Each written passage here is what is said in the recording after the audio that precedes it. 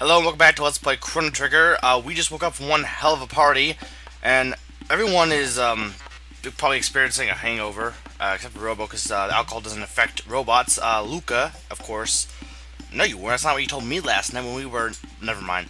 But anyway, there are footprints around the party place that don't look human. And wait, it's gone. What's gone? The gate key? Well, that's not good. Now we're stuck here in the past. Which is definitely not good because A, we can't go to save the world if we're stuck in the past or stuck in one time period.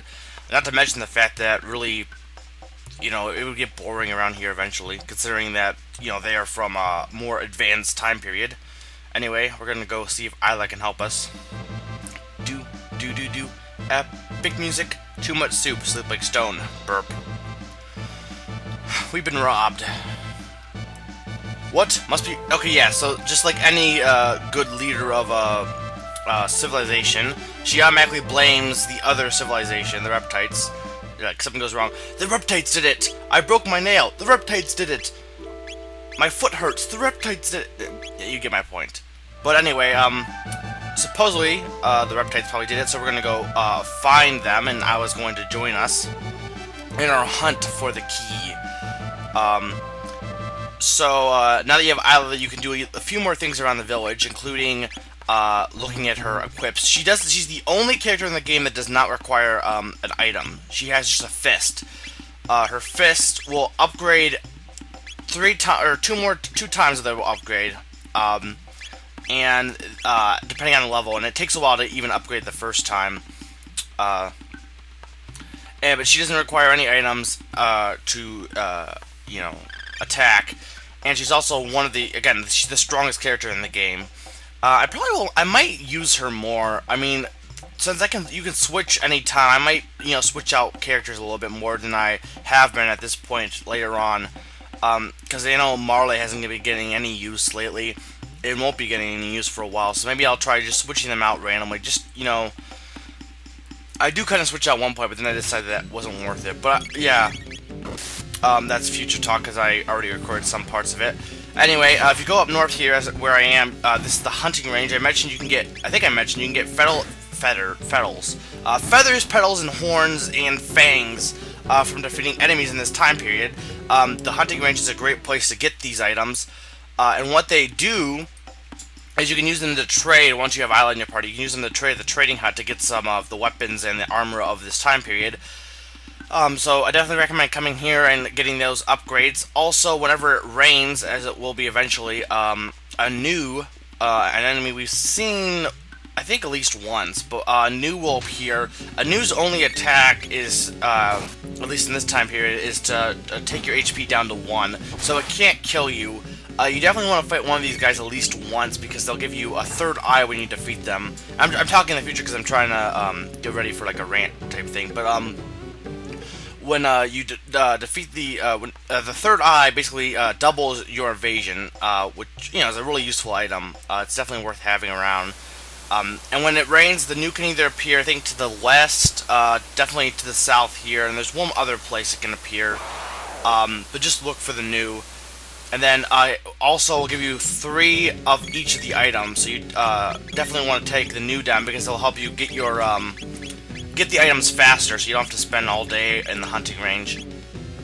But yeah, I'll probably try and switch characters out a little bit more than I have been for future reference, just so you can see more of the text and stuff like that. But anyway, things to talk about.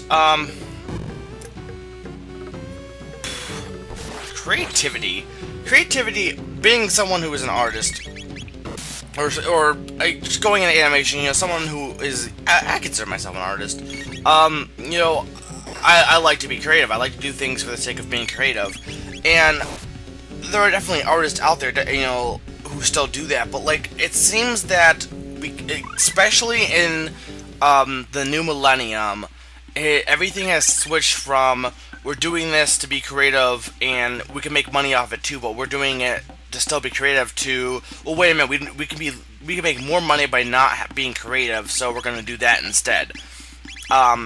for example, everyone complains about sequels being made over and over, and just people continuing on with the franchise instead of making new innovative games. Now there are companies that do make innovative games or new, games that are not from a well-known franchise. The thing is, though, ironically, the people who are complaining, not always, but a lot of people who complain about there being too many sequels, there are quite a few, games that are like, not well-known franchises. I know No More Heroes was a game that was praised by people, but it didn't get a lot of great sales. A lot of downloadable games that a lot of people ignore. That yeah, there's some crap on the WiiWare and stuff, but there's also some really good gems that people don't even pay attention to because they're only like a lot of times when I hear about complaints about the VC, it's well, there's no Mario Kart, there's no of these really great games. It's like, well, there are other games you could try out, and it's like at the same time they're complaining about there being too many sequels.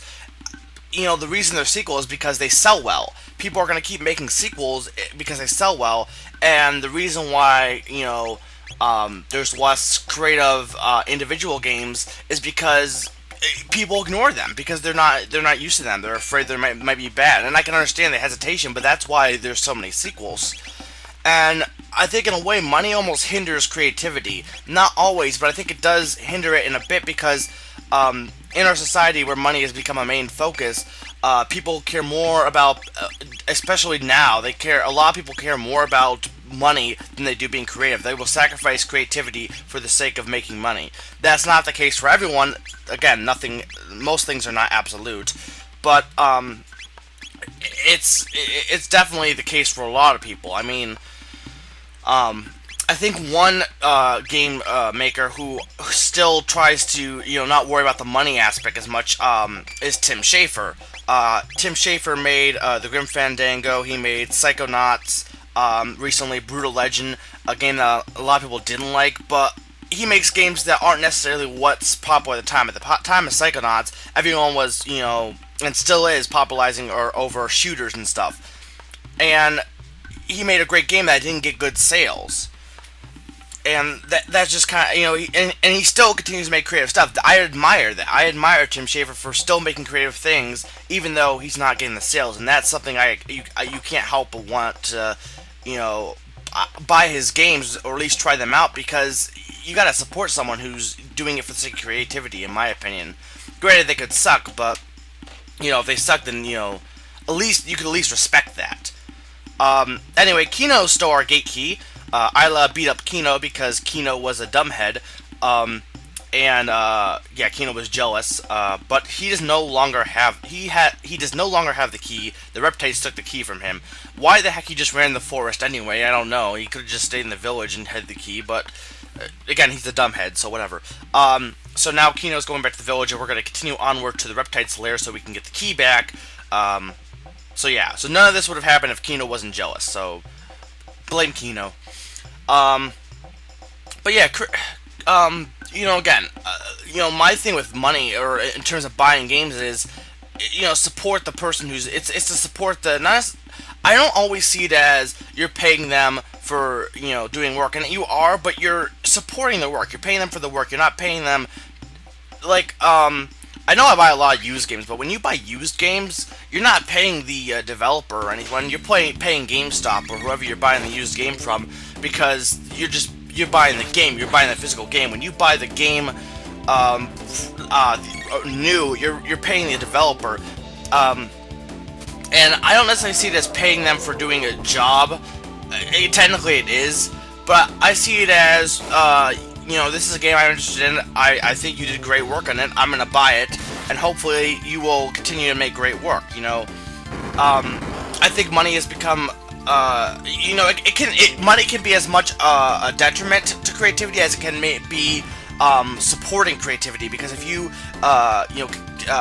give money to games that are creative, that will encourage people to or encourage companies to make more creative games and less sequels. However, again, most people are hesitant to buy new games because they're not sure if they're good. And so my thing about that is, if you're going to, keep just buying sequels, don't be complaining too much about there being too many sequels because you're not helping the cycle. I mean, you can say, well, I'm just one person, I can't do anything. One person slowly makes a difference. I mean, again, I keep phrasing a lot, or quoting a lot of corny phrases, but these corny phrases a lot of times are true. They may be corny, but they're truly corny.